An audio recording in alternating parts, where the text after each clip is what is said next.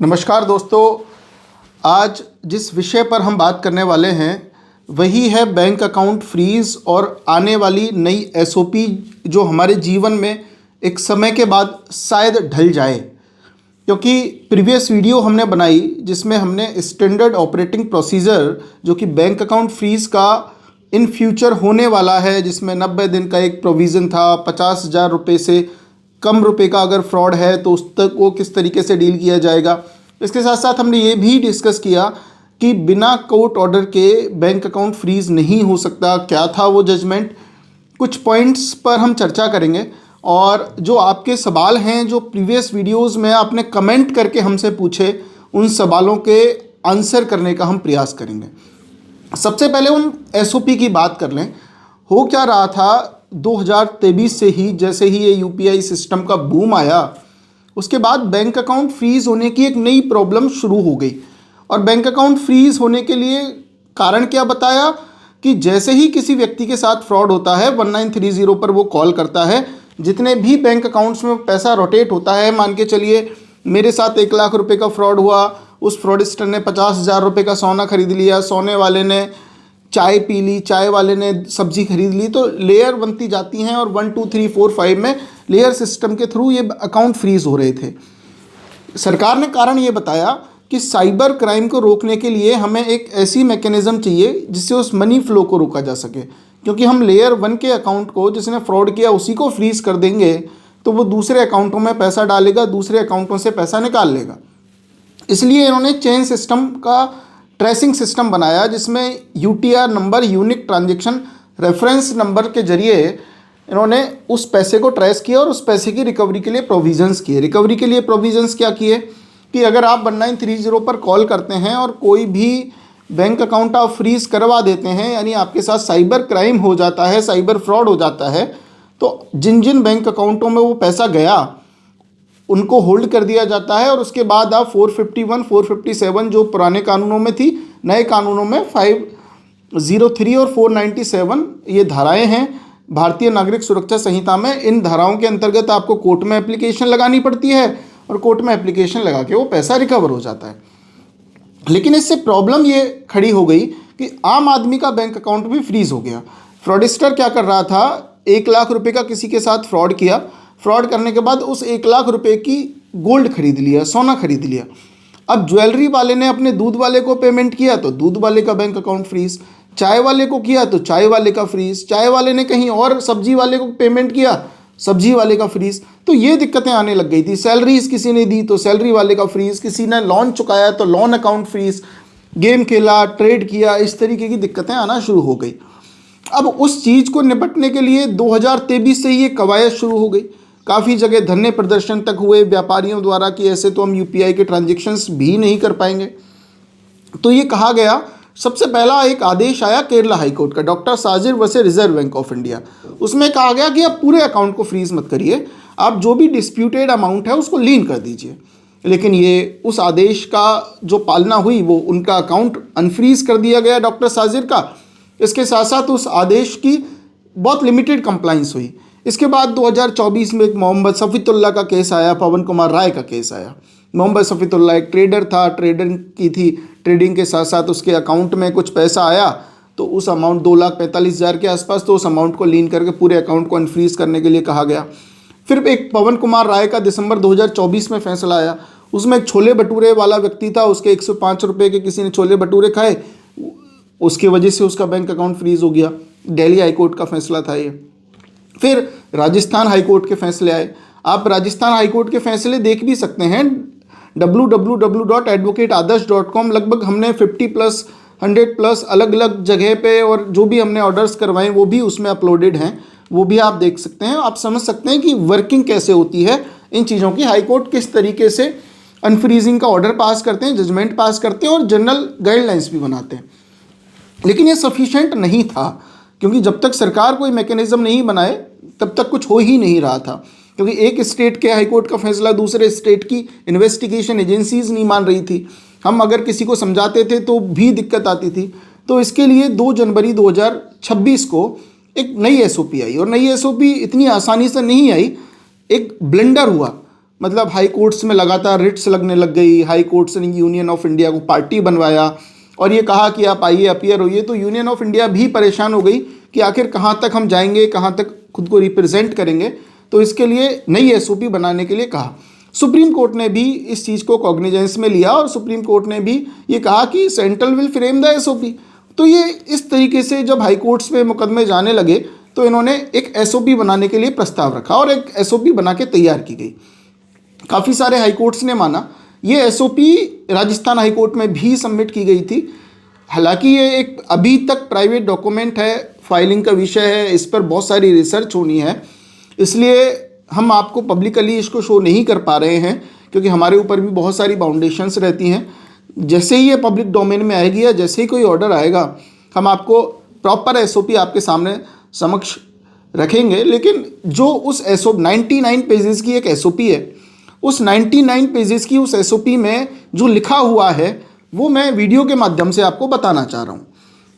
सब 2 पार्ट्स में इसको डिवाइड किया है। एक विक्टिम का पार्ट जिसके साथ फ्रॉड हुआ है उसको किस तरीके से रिकवरी होगी, और एक वो व्यक्ति जिसके बैंक अकाउंट्स फ्रीज हुए हैं, जिसके अकाउंट में पैसा गया है, तो वो अपने आप को कैसे साबित कर सकता है कि वो इनोसेंस है और कैसे अपने अकाउंट को अनफ्रीज करा सकता है। दिक्कत क्या थी, 1930 पे जैसे ही आप कॉल करते हैं सामने वाले का बैंक अकाउंट फ्रीज हो जाता है, होल्ड हो जाता है। अब इसमें फेक कंप्लेंट्स भी बढ़ने लग गई थी। यानी किसी ने मान के चलिए टीवी खरीदा, किसी शॉपकीपर को पेमेंट किया 25,000 रुपये का और टीवी भी मिल गया, लेकिन घर जाके उसने 25,000 रुपये की कंप्लेंट डाल दी। अब टीवी वाले का बैंक अकाउंट फ्रीज, उसने जिन जिन को किए उनके सबके बैंक अकाउंट फ्रीज। तो ये बड़ा टफ हो रहा था कि आखिर में वेरीफाई कैसे करें कि कौन सच है कौन झूठ है, क्योंकि फेक कंप्लेंट्स भी बढ़ती जा रही थी। तो इसके लिए एक स्टैंडर्ड ऑपरेटिंग प्रोसीजर बनाया गया, एसओपी बनाई गई, जिसमें कह दिया गया, पहली कुछ की पॉइंट्स में हम डिस्कस कर लेते हैं। और वो इस कारण भी कि आपने देखा होगा जिस तरीके का मेरा आज का गेटअप है जनरली नहीं होता है। ये एसओपी जैसे ही हमारे पास आई, हमारा मन था कि इस पे बहुत अच्छी अच्छी वीडियोस हम आपको बनाएं। लगभग 8-10 वीडियोस बनाने का मन था, हर टॉपिक को बहुत तरीके से एक्सप्लेन करें।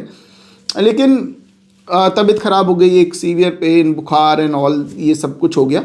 तो ठीक है, अभी भी उसी कंडीशन में है, इसीलिए कोशिश कर रहा हूँ कि जितना डीप नॉलेज, जितना मैं पढ़ा हूँ, रिसर्च किए, जितना मैं आपको डिलीवर कर पाऊँ उतना करने का प्रयास कर रहा हूँ। कारण क्योंकि प्रीवियस वीडियोस को आपने इतना प्यार दिया, उस एसओपी वाली वीडियो को, तो उसमें हुआ क्या कि बहुत सारे कमेंट्स आ गए। तो जैसे ही हम या हमारी टीम कमेंट्स पढ़ती है तो हमारा मन होता है कि हम आपके सामने उन कमेंट्स का आंसर करें, प्रॉपर आंसर करें, जिससे आपके जो भी मन में शंकाएँ हैं वो ख़त्म की जा सकें।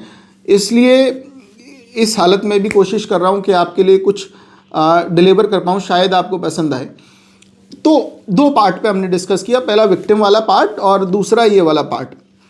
विक्टिम वाले पार्ट में उन्होंने बताया कि अगर आपके साथ 50,000 रुपये से कम का फ्रॉड है तो आप डायरेक्ट उस पैसे को ले सकते हो बैंक में एप्लीकेशन लगा के, और बैंक ऑर्डर कर देगी अगर कोई भी 90 दिन का बैरियर नहीं है तो। अब ये क्या है जी, देखिए क्या होता था, जैसे ही आपने 1930 पे कॉल किया, आपके साथ फ्रॉड हुआ 40,000 रुपये का, तो उस पैसे को रिकवरी करने के लिए बड़ी लेंदी सी प्रोसेस थी। उसमें क्या था, एक आपको एडवोकेट हायर करना है, कोर्ट में जाके एप्लीकेशन लगानी है, फिर कोर्ट ऑर्डर करेगा, ऑर्डर के बाद उस ऑर्डर को बैंक में लेके जाना पड़ेगा, बैंक वाले फिर उस ऑर्डर की थ्रू एसएचओ एक मेल करेंगे उस पर्टिकुलर बैंक को जिसमें पैसा पड़ा है, फिर वहाँ से रिकवरी होगी, और उस पर भी कंप्लेंट आ जा रही थी। तो ये बड़ा टफ सा हो गया था ये करना, क्योंकि 40,000 रुपये का किसी के साथ फ्रॉड हुआ है, सामान्य व्यक्ति है, 40,000 रुपये उसके लिए बहुत मैटर करते हैं। तो एक एडवोकेट 10-15 हज़ार रुपये अपनी फ़ीस ले रहे थे, और वो भी लें क्यों ना, क्योंकि वो भी अपना मेहनत कर रहे थे। और 20,000 रुपये का लीन हुआ तो वो लगभग नाम मात्र उसके लिए सॉल्यूशन था। तो उन्होंने कहा भाई 50,000 रुपये से नीचे तक अगर आपके साथ फ्रॉड हुआ है तो आपको किसी भी चीज़ की ज़रूरत नहीं है। आपको इसलिए ज़रूरत नहीं है क्योंकि आप इतना कोर्ट प्रोसेस और इतने खर्चा कर देंगे तो कोई फ़ायदा ही नहीं मिलेगा। तो आप डायरेक्ट भी बैंक में एक एप्लीकेशन लगाएं for the recovery of money कि साहब इतना इतना अमाउंट मेरे पास लीन हो गया है, और उसको आप रिकवर कर सकते हैं। हालांकि लीगल चैलेंजेस इसमें बहुत हैं, आगे जो भी डिसाइड करे ऑनरेबल अपेक्स कोर्ट वो देखा जाएगा, लेकिन अभी ये प्रोसीजर फॉलो किया जाएगा। अब इसके जो ड्राफ्ट हैं वो ड्राफ्ट भी हमने advocateadarsh.com जो हमारी वेबसाइट है उस पर अपलोड कर दिए हैं कि आप किस तरीके से इस नई एसओपी का हवाला देकर अपने पैसे को रिकवर करवा सकते हो। एक पार्ट तो ये था। अब दूसरा पार्ट ये आया कि जिन लोगों के बैंक अकाउंट फ्रीज हैं साहब, उनका क्या है, या लीन है उनका क्या है। तो उसमें कह दिया कि आप बैंक अकाउंट फ्रीज तो कोई करोगे ही नहीं, सिर्फ आप फोल्ड कर सकते हो। और उसके लिए 2 सेक्शंस इन्होंने दिए, 94 of the BNNS first section and the 168 of the BNNS। 168 BNNS का मतलब है कि इन्वेस्टिगेशन एजेंसीज को ये पावर है to prevent a cognizable offence, कि एक अपराध को रोकने के लिए आप पहले ही उस पर एक तरीके से स्टॉपेज लगा सकते हो। और 94 एक सम्मन होता है जो बैंक्स को या इन्वेस्टिगेशन एजेंसीज द्वारा उस पर्सन को दिया जाता है जिस पर्सन को इन्वेस्टिगेट करना होता है। तो 94 with respect to 168 of the BNNS, इन 2 सेक्शनों का उपयोग करके कोई भी इन्वेस्टिगेशन एजेंसी आपके बैंक को नोटिस भेजेगी और नोटिस में सिर्फ उस डिस्प्यूटेड अमाउंट को लीन करने के लिए कहेगी। ऐसा नहीं है पूरे डिस्प्यूटेड अमाउंट के साथ साथ पूरे बैंक अकाउंट को फ्रीज कर दिया जाए। अब बात यह आई कि सब बैंक अकाउंट फ्रीज होना इसका मतलब तो बंद हो जाएंगे और क्रिमिनल ऐसे तो भाग जाएंगे अगर दूसरे पर्सपेक्टिव से देखें, क्योंकि साइबर फ्रॉडस्टर्स के अकाउंट अगर लीन ही होने लगे तो फ्रीज ही नहीं होंगे तो वो कभी पकड़ में ही नहीं आएंगे, क्योंकि वो पूरा पैसा निकाल लेंगे और लीन माइनस में शो करता रहेगा। तो इसके लिए भी कहा नहीं, आपके पास 106 भी है, 106 ऑफ द भारतीय नागरिक सुरक्षा संहिता, जो कि इन्वेस्टिगेशन एजेंसीज को पावर देता है किसी भी सर्टेन प्रॉपर्टी को सीज करने की। तो 106 का फ़ायदा उठाकर या 106 का यूज़ करके इन्वेस्टिगेशन एजेंसी एक कोर्ट के द्वारा कंप्लाइंस करवाकर किसी भी बैंक अकाउंट को फ्रीज भी कर सकती है, क्योंकि 106 पावर तो देता है इन्वेस्टिगेशन एजेंसीज को। लेकिन 106 सब क्लॉज 3 भी एक सेक्शन है जिसमें ये कहा जाता है कि अगर आप किसी भी प्रॉपर्टी को सीज कर रहे हो तो नियरेस्ट मजिस्ट्रेट को फोर्थविथ का मतलब तुरंत, कि आपको तुरंत उनको इन्फॉर्म करना है। अब जल्दीबाजी में पुलिस एजेंसी इन्वेस्टिगेशन एजेंसीज को ये टफ सा काम लगता है कि हम पहले सीज करें, कोर्ट को इन्फॉर्म करें, सीजर रिपोर्ट बनाएं, ये वो। अब मैंडेटरी कर दिया कि अगर आपको ऐसा करना है तो आपको करना पड़ेगा। अब एक और चीज़ 90 दिन वाली क्या थ्योरी है। 90 दिन वाली थ्योरी ये है कि मान के चलो आपके अकाउंट में पैसा कोई होल्ड हो गया, आपके अकाउंट में 10,000 रुपये आपने गेमिंग ट्रेडिंग या किसी भी तरीके से नॉर्मल कोर्स ऑफ नेचर में कोई पैसा आया और 90 दिन के लिए आपका वो पैसा होल्ड हो गया है। अब 90 दिन के लिए अगर वो पैसा आपका होल्ड हो गया है तो इसके लिए आपको ये काम करना है कि ये देखना है कहीं कोर्ट ऑर्डर तो मेरे अकाउंट के खिलाफ नहीं आया, क्योंकि आपने देखा होगा हज़ारों करोड़ों बैंक अकाउंट्स ऐसे हैं जो ऐसे ही पड़े हैं, पिछले 2 साल से 3 साल से ऐसे ही पड़े हुए हैं। तो इसके लिए कह दिया अब ऐसा पटकने की आवश्यकता नहीं है। अगर किसी को रिकवरी प्रोसेस इनिशिएट करनी है, जिसके साथ फ्रॉड हुआ उसको लेना है, तो वो 90 दिन का उसके पास टाइम है। 90 दिन में या तो वो पैसा डिमांड कर ले, क्लेम कर ले, ले ले, नहीं लेना चाहता, नहीं क्लेम करता, तो फिर वो उसी होल्डर को मिलेगा जिसके अकाउंट में वो पैसा आया है। तो आप 90 दिन वेट कर सकते हैं। 90 दिन में कुछ नहीं होता है और इसके लिए भी बैंक को एक एप्लीकेशन देनी पड़ती है। उस एप्लीकेशन का ड्राफ्ट भी हमने हमारी वेबसाइट advocateadarsh.com पर डाल दिया है। इस तरीके से ये 90 दिन की थ्योरी है। इसके बाद भी आपको लगता है कि कोई आपके प्रश्न हैं, कोई आप चीज़ें जानना चाहते हैं, ये वीडियो इसलिए है कि ठीक है बेसिक चीज़ें आपके जो क्लियर हैं वो चीज़ें हो जाएं, क्योंकि 90 दिन एक, हाँ ये भी सवाल था कि 90 दिन लागू कब से होगा, तो 90 दिन 2 जनवरी से लागू हो गया है 90 दिन वाला प्रोसेस। अब बैंक कब मानने लगें नहीं मानने लगें उसके लिए भी कोर्ट का प्रोसेस है। जनरली मान लेंगे, क्योंकि सब बैंक्स को भी ये भेजा गया है कि आप इस SOP का पालन करें। ये स्टैंडर्ड ऑपरेटिंग प्रोसीजर है किसी भी बैंक अकाउंट को फ्रीज और अनफ्रीज करने के लिए। इस तरीके की प्रोसेस है। 99 पेजेस हैं। बहुत अच्छी अच्छी वीडियोस हम बनाने वाले हैं इस पर। तो हम कोशिश कर रहे हैं कि आप बेसिक चीज़ें समझते जाएं, क्योंकि ये प्रॉब्लम ऐसा नहीं है एक बार प्रॉब्लम की शुरुआत हो जाती है, धीरे धीरे विकराल रूप अगर किसी प्रॉब्लम ने ले लिया है तो आसानी से ख़त्म होने वाली प्रॉब्लम नहीं है ये। लेकिन अपन सब लोगों को मिलकर लड़ना पड़ेगा। हमारा काम लड़ाई लड़ने का काम कोर्ट में है। हम कोर्ट में प्रयास करते हैं आपके लिए ऑर्डर्स के लिए कि जो भी है आप जो भी चीज़ है आपकी जो भी ग्रीवेंसेस हैं हम कोर्ट के सामने एक हम माध्यम है कि कोर्ट के सामने अपनी प्रॉब्लम को ले जाने का। सब इस तरीके से प्रॉब्लम होती है। ऑनेबल कोर्ट जो डिसाइड करें वो आपको फिर मिलता है और आपके फेवर में लगभग जो भी फैसले आए हैं वो सारे अच्छे फैसले आए हैं। कोर्ट ने सराहा है आपकी परेशानियों को और ये कहा है ये परेशानियां दूर होनी चाहिए। आगे भी देखते हैं, कोर्ट के इंटरवेंशन, कोर्ट के इंटरफेरेंस के चक्कर में ही सरकार को ये एसओपी बनानी पड़ी। पता नहीं सरकार कब बनाती अगर कोर्ट इंटरफेयर नहीं करते, ऐसे आदेश नहीं आते और इतनी पब्लिक अवेयरनेस नहीं आती इन चीज़ों को लेकर। ये सब आप लोगों की वजह से हुआ है। आप लोगों ने मेहनत की और इस बैंक अकाउंट वाले टॉपिक को इतना आपने सीरियसली लेकर सरकार को बताया कि आखिर में सरकार की क्या गलती है। और आप सब लोगों की उस मेहनत से हम लोगों को भी हिम्मत मिलती है, जो भी और भी लोग हैं यूट्यूब पे, जो भी लोग काम कर रहे हैं, जो भी वीडियोस बना रहे हैं, हम सभी को हिम्मत मिलती है कि हाँ, हम एक माध्यम हैं, हम आपको बता रहे हैं। और मैं तो कभी कभी ऐसा हो जाता है मेरे साथ, तो कुछ वीडियोज़ में तो बहुत ज़्यादा एग्रेसिव नेचर सामने आ जाता है और सरकार ऐसा है, सरकार वैसा है हो जाता है। हालांकि ये इस बात में कितनी मतलब सच्चाई है या इस चीज़ को कहना चाहिए नहीं कहना चाहिए सरकार के इस तरीके की बातों में, लेकिन एट द एंड आपको फ़ायदा हुआ इन चीज़ों को लेकर। तो आगे भी आपसे उम्मीद है, अभी बैंक अकाउंट फ्रीजिंग की जो समस्या है आने वाले कुछ दिनों में उम्मीद है ख़त्म हो जाए और जिन लोगों के भी फ्रीज़ पड़े हैं उनके या तो ऑटोमेटिकली अनफ्रीज़ हों या फिर उसमें एक एप्लीकेशन देके अनफ्रीज़ हों। नहीं भी होते हैं तो वी विल हेल्प यू, पूरी तरीके से हम आपका मदद करने का प्रयास करेंगे और कोशिश करेंगे कि आपके लिए और अच्छे से अच्छा कंटेंट लाएं।